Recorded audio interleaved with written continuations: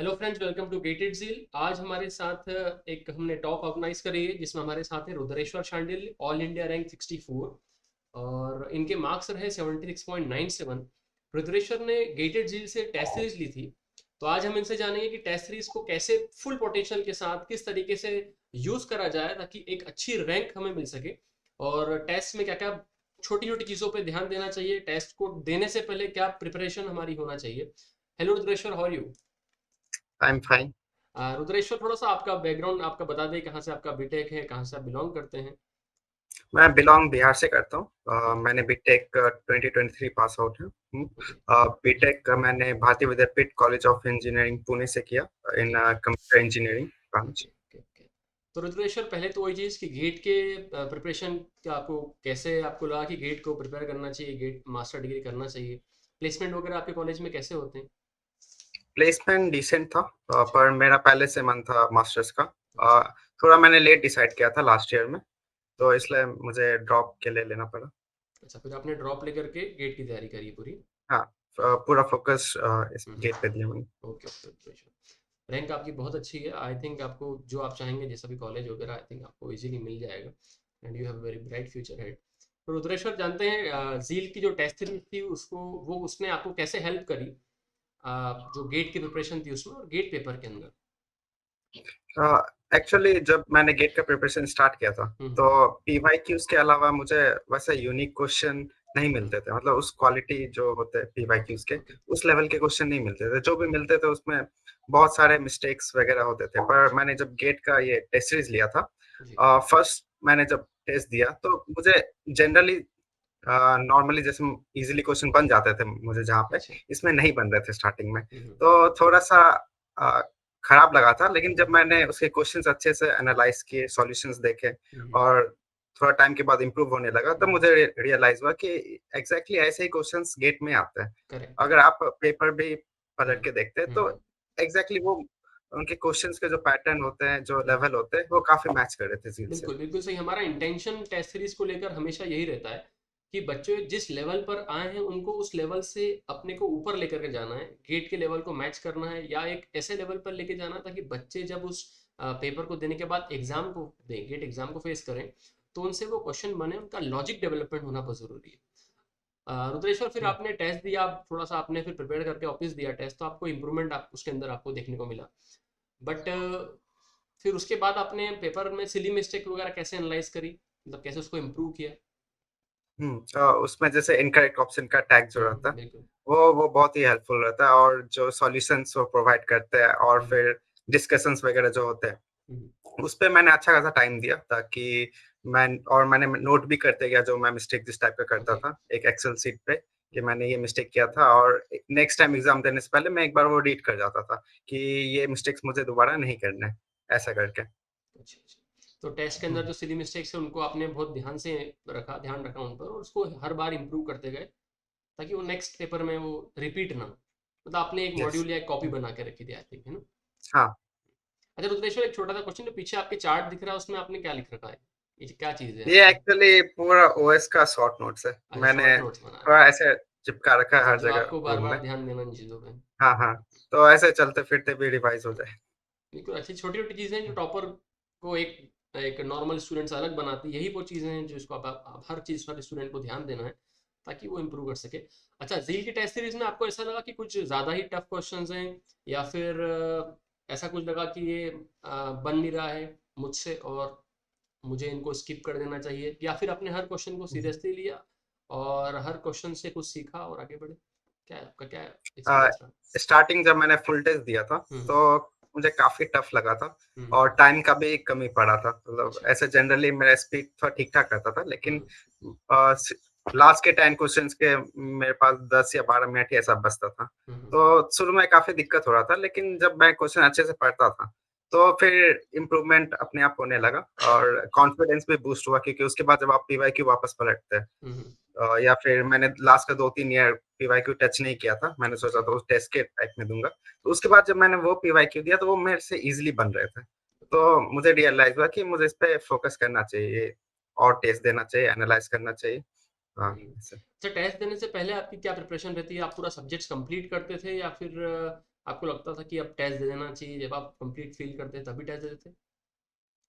जैसे मैं कोई न्यू सब्जेक्ट स्टार्ट किया हम्म। और कोई पर्टिकुलर टॉपिक खत्म हुआ और हम्म। अभी लग रहा है कि और मैं होल्ड नहीं कर पाऊंगा, तो ओके। मैं वो उस टॉपिक का अगर टेस्ट था हम्म। अवेलेबल तो मैं वो दे देता था, ताकि एटलीस्ट इतना हो जाए कि हाँ चलो मेरा इतना अभी तक क्लियर है, हम्म। मैं आगे बढ़ सकता हूँ।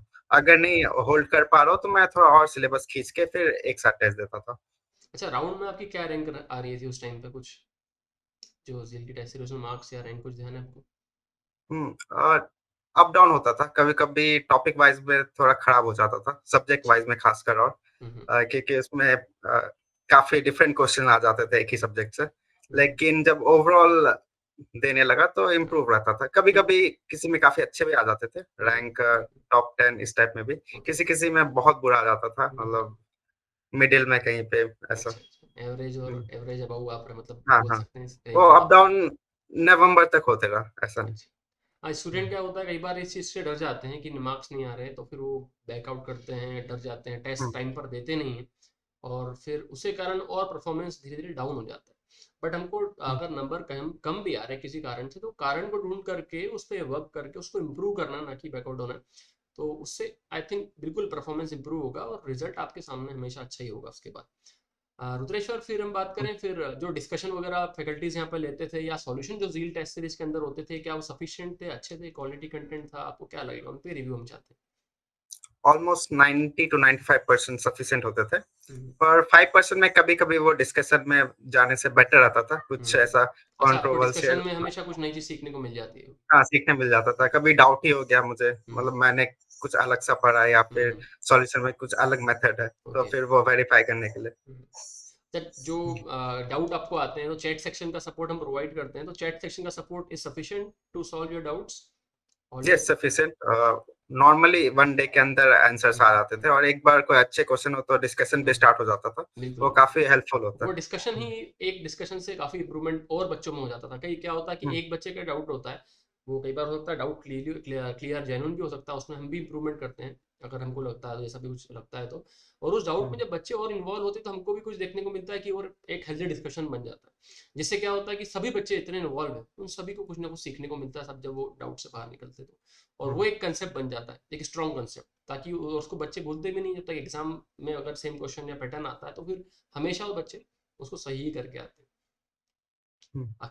रुद्रेश्वर, फिर आप कौन सा कॉलेज प्लान कर रहे हैं? आप कहाँ जाना चाहते अभी वही मैं डिसाइड कर रहा हूँ, अभी प्रॉपर डिसाइड नहीं है, अभी मैं फॉर्म ही भर रहा था।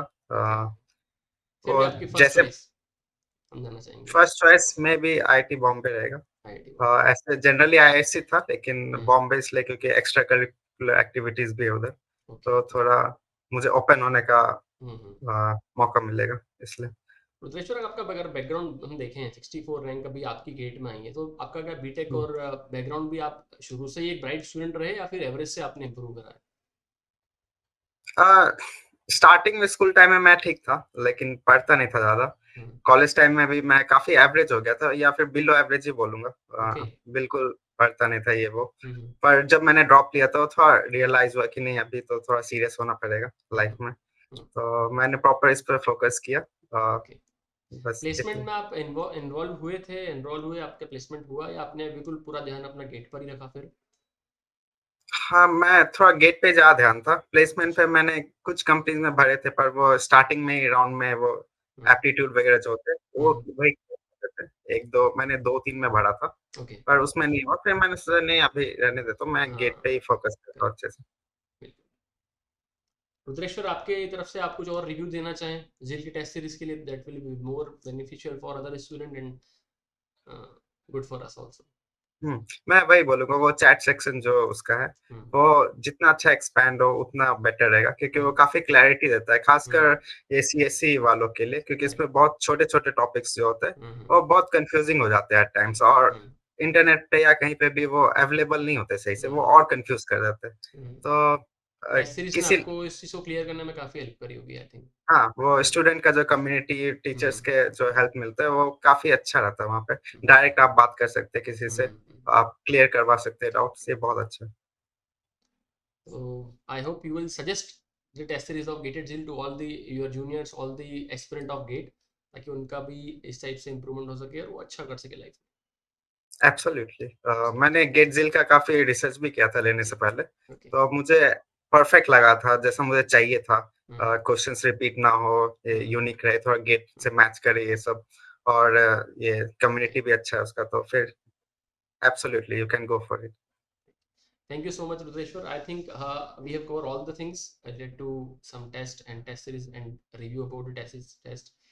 So, any more?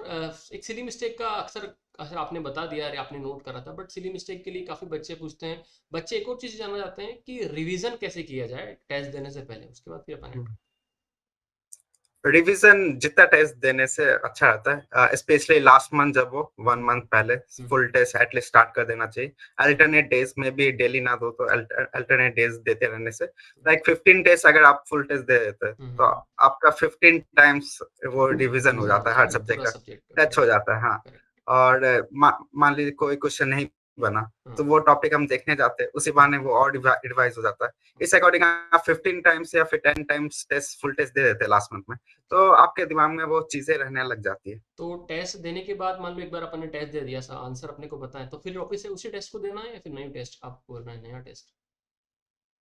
जनरली तो न्यू टेस्ट प्रेफर न्यू करता हूँ, टेस्ट। पर अगर बहुत पहले मैं कोई टेस्ट दिया था जो आंसर अपन और भूल जाते लाइक हैं वो चीज़। हाँ हाँ, जून जुलाई में मैं भी दिया हूँ और फिर अभी 4-5 मंथ्स हो गया, तब हम्म, तब वापस दे सकते उसी हैं। टेस्ट को वापस से रीओपन करके एक बार वापस से हाँ, टेस्ट आराम देंगे, से। और फिर कंसेप्ट में आपको कितना याद है, कितना भूल चुके हैं, उसको देखते हुए एनालाइज करते हुए फिर अगला टेस्ट दें। हाँ। Perfect strategy for revision, correct. So I hope we have covered all the things about the test and test series. Thank you so much, Rudreshwar, आपने टाइम निकाला इसके लिए, रिव्यू के लिए। आई होप कि that will be very helpful for the students. Thank and you, my pleasure. अच्छा लगा आपसे बात करके। Thank you very much. Thank you. All the best, Rudreshwar. Thank you very much.